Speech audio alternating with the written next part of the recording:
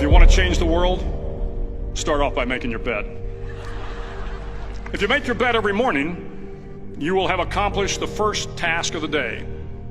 It will give you a small sense of pride, and it will encourage you to do another task, and another, and another.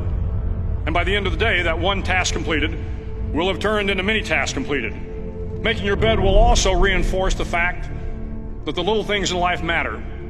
If you can't do the little things right, you'll never be able to do the big things right. And if by chance you have a miserable day, you will come home to a bed that is made,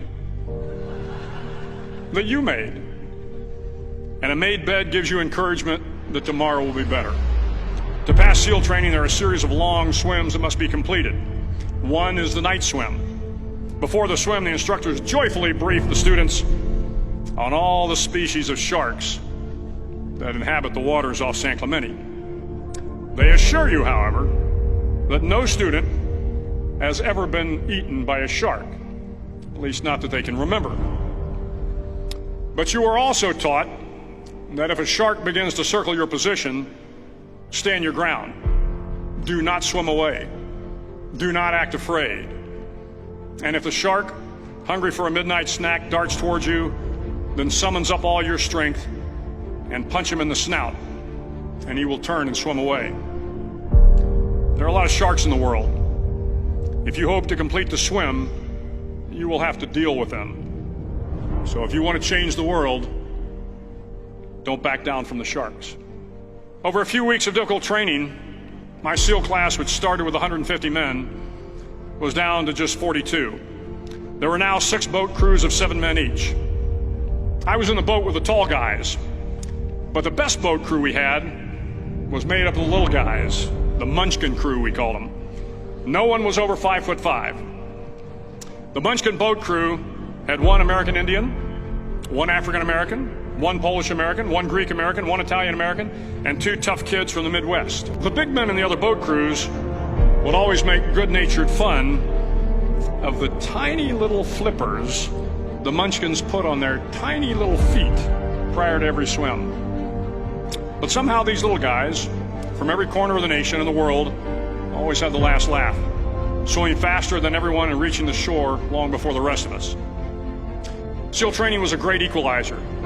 Nothing mattered but your will to succeed, not your color, not your ethnic background, not your education, not your social status. If you want to change the world, measure a person by the size of their heart, not by the size of their flippers. The 9th week of training is referred to as Hell Week.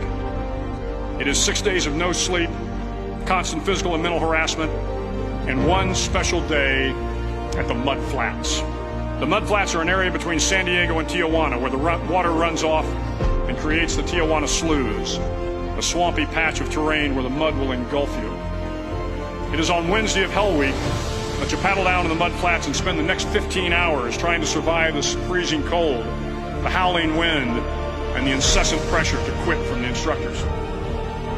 As the sun began to set that Wednesday evening, my training class, having committed some egregious infraction of the rules, was ordered into the mud.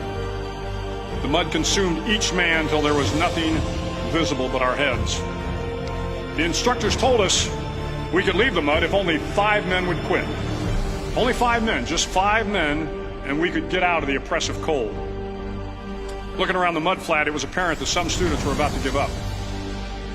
It was still over 8 hours till the sun came up. 8 more hours of bone-chilling cold. The chattering teeth and the shivering moans of the trainees were so loud, it was hard to hear anything. And then one voice began to echo through the night. One voice raised in song. The song was terribly out of tune, but sung with great enthusiasm. One voice became 2, and 2 became 3, and before long, everyone in the class was singing. The instructors threatened us with more time in the mud if we kept up the singing, but the singing persisted, and somehow the mud seemed a little warmer, and the wind a little tamer, and the dawn not so far away. If I have learned anything in my time traveling the world, it is the power of hope. The power of one person, a Washington, a Lincoln, King, Mandela, and even a young girl from Pakistan, Malala. One person can change the world by giving people hope. So if you want to change the world, start each day with a task completed. Find someone to help you through life. Respect everyone. Know that life is not fair and that you will fail often. But if you take some risks, step up when the times are the toughest, face down the bullies, lift up the downtrodden, and never, ever give up. If you do these things, the next generation and the generations that follow will live in a world far better than the one we have today. And what started here will indeed have changed the world for the better.